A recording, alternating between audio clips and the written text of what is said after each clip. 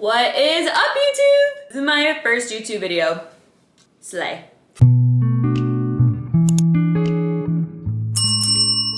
Well, hi, my name is Tyler Tillotson. I am a hairstylist who lives in Texas. I've been really loving making content for the past year, so I was like, why not make a YouTube channel, especially since TikTok is probably getting banned. I'm here to talk everything books, all of the cozy vibes, days in the life, behind the scene hair content. But if you're into chill content, good conversations, and just listening to me yap away, then you're definitely in the right place. Also, if you hear my dogs in the background, needy girl, okay? If you hear my dogs in the background of this video, or if Mocha is just constantly in the shot, it is what it is. She's a needy girl. For my first Mocha! Don't embarrass me, I'm filming. So I figured for my first YouTube video, let's dive right into my absolute favorite thing to do in my me time is reading. And my favorite genre, probably like every other chick discovered this year, is fantasy. So I'm gonna dive right into my top fantasy reads that I have read so far. Fair warning, this video will probably contain spoilers considering I'm just gonna be yapping away, so fair warning. All right, so the first series I'm gonna start with, which was just like my spiritual awakening for my love for fantasy books, is obviously, like everybody else, Avatar! Miss Sarah J. Maas, the queen herself, really knows how to write a good fantasy book, let me tell you what. This series, I kid you not, reignited my love for reading. I mean, you know, when I was younger, obviously I loved Twilight and the Hunger Games and all that jazz, but I feel like there was like a weird in-between time where I just didn't know what to read. So when I picked these babies up, absolutely loved and just, open the doors. Farrah's journey from broken and struggling to just becoming this like powerful, just really, really strong female character is just chef's kiss. It's just so good. Just like the world building, the character development, the found family, the love, the romance in these, absolutely. Night Court, Valaris, if I could live there, if there was a way for me to live there, if there was a way for me to take my husband and we just moved to Valaris, just boop, boop, I'd be there immediately.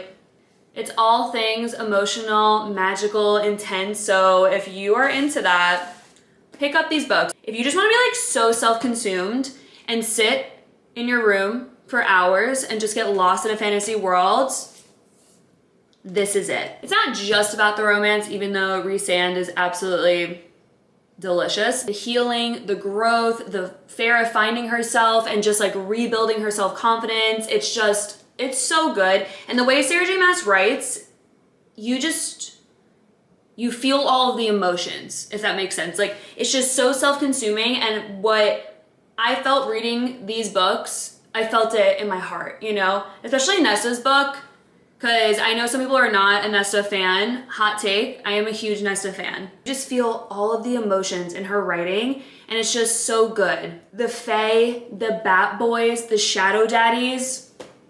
I feel like this series is the perfect beginner fantasy, if that makes sense. Like, I feel like it's not too intimidating. You could jump right in, and it's just obsessed. I do need ACOTAR 6 immediately though. This is still an ongoing series. I would like a release date. That would be great. But this is the first series of my top fantasy reads. One of my absolute top series of all times that I think about quite often. I want to reread this series so bad, but I want to wait for like enough time to go by where it still feels like fresh, is none other than Throne of Glass. This is not just an amazing series. This is such an epic, emotional journey, to be quite honest. And this is my preferred reading order. Assassin's Blade is a prequel to Throne of Glass, but since it's a prequel, I feel like it should be read first. Hot take, anybody that I've recommended that to, that I've recommended for them to read Assassin's Blade first, completely agreed with me, but to each their own. At its core, it's about survival, finding your inner strength. It's such an emotional journey. It's honestly a masterpiece. The way Selena Sardathian just hides her inner trauma with arrogance is just so relatable, you know? Add in the incredible world building. I mean, multiple different kingdoms, multiple different characters that just somehow all mesh together. Witches, fae, demons, wyvern, like any mystical creature I feel like you could think about are in these books. You want a series that will most definitely make you cry, but also just fall in love with the characters all at the same time? Highly recommend. You want to talk about my favorite female character? Aelin Galathynius is a fire queen. I'll tell you what, Sarah J Maas knows how to write female main characters. This series just like reclaiming light in the darkest times, and just like, you do not yield, you do not give up, you just keep pushing through all of your trauma and your problems is just so good and just so well written. If this sounds of interest to you, definitely read it. I'm obviously a fan of Sarah J Maas because my next top fantasy series read, Crescent City, of course. Now you want modern fantasy where it takes place in a city with cell phones and technology and not like your old school fantasy. This is it.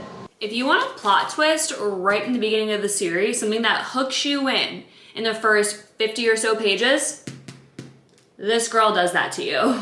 The characters, Bryce Quinlan, slay. Hunt Athalar, daddy.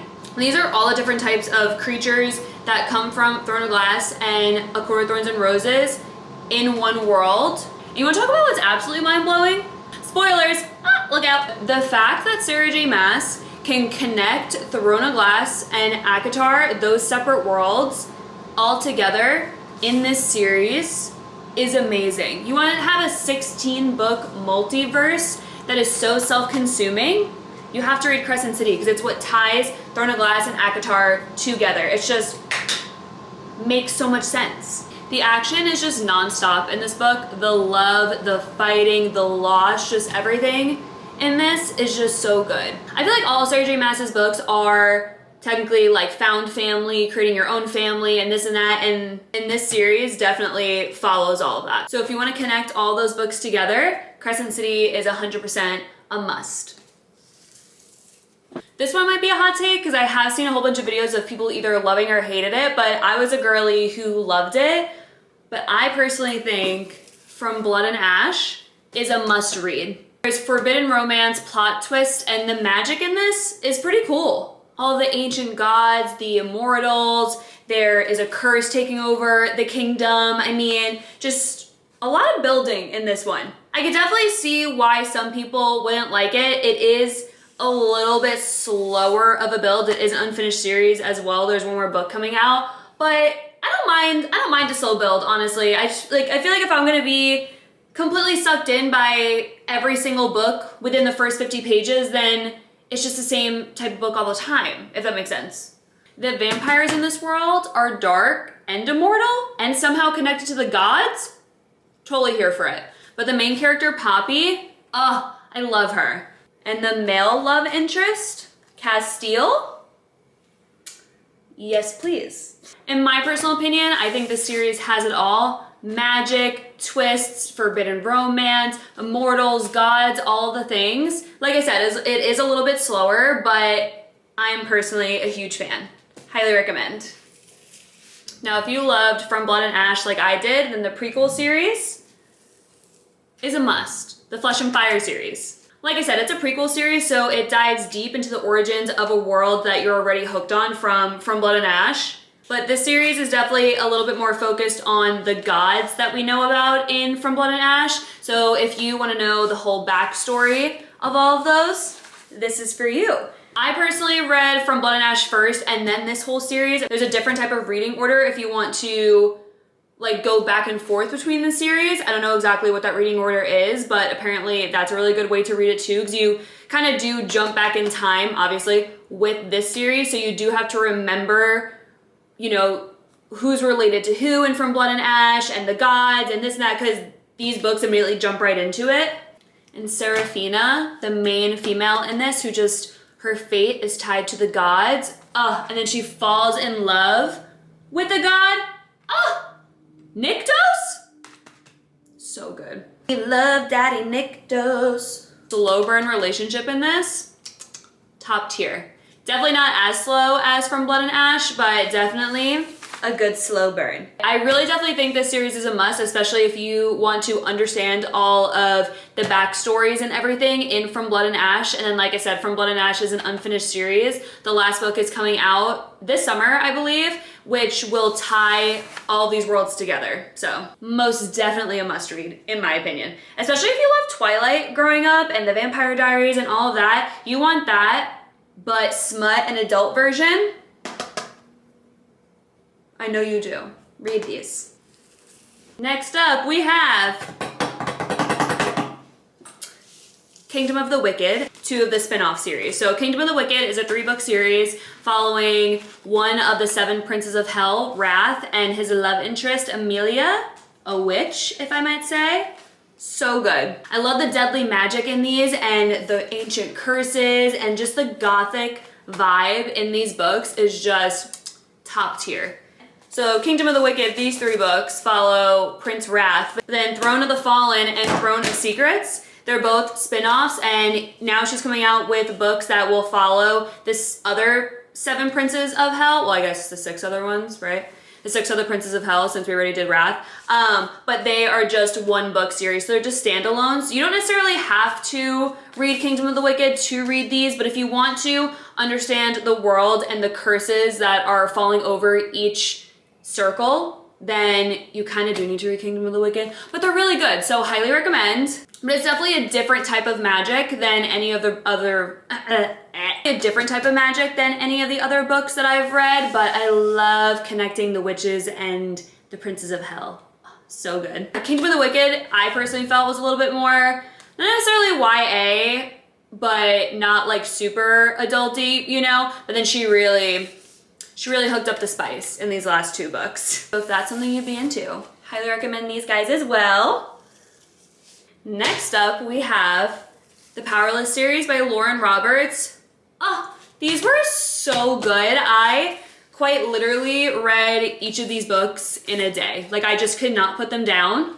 The world in this is so fun. You either have powers or you don't. And if you don't have powers, you are just like at the bottom of the chopping block. The magic in this is very unique in my opinion. I have seen that people have compared this series to, I believe it's called The Red Queen. I haven't read those, but these personally stood out to me. The romance in this is just so sweet, and the slow burn in this is like the absolute slowest of slow burns, but it's very YA, but it's just so sweet. It definitely pulls on your heartstrings. So innocent. I love it. I love Peyton. I love Kai. It's just so good. But the little novella, Powerful, will make you cry, just so you know. Because you already know if you read Powerless, you're supposed to read Powerless and then Powerful and then Reckless. When you pick this book up, you already know what's going to happen to this main character, and it's just heart-wrenching. There's no smut at all in this. It's just pure and emotional, and just the story building I am such a huge fan of. But the cliffhanger at the end of Reckless, heartbreaking. Will make you cry, just fair warning. But the 3rd book comes out in 3 months, so not too much longer of a cliffhanger. If you want something very sweet and innocent, but great fantasy, this is a must read. I am obviously going to be finishing off this video with, I love all of the other series, obviously, that I talked about in this video. Of course, ACOTAR, all the Sarah J. Maas books, but personally, what has fully taken hold of my heart and is just like one of my insane obsessions is Fourth Wing and Iron Flame. Onyx Storm comes out next week, and I cannot wait. I have reread both of these books 4 times. Yeah, I'm probably a little bit obsessed, but that's fine. And I tried my first graphic audio for the first time on Audible. If you have not done a graphic audio book before and it is available, do it. I felt like I was listening to a movie in my head. It was so well done. Highly recommend. And then when I was able to sit down at night and actually had the time to open up the book while I was doing my reread, I put the graphic audio on and was like reading along with it. Like, it was so good. If you want to be absolutely ruined by a series, this is it. Because to me, personally, I mean, I love a lot of other books, but nothing will compare to the way that the Empyrean series has made me felt and has completely consumed my life. The world building, the politics, how brutal it is just so good. But the love, the sacrifice, the brutality in this book is just magnificent. It'll definitely leave you on your seat. Rebecca Yarros has said before that she is not scared to kill people off. And that is true. And have I cried multiple times about Liam? Absolutely.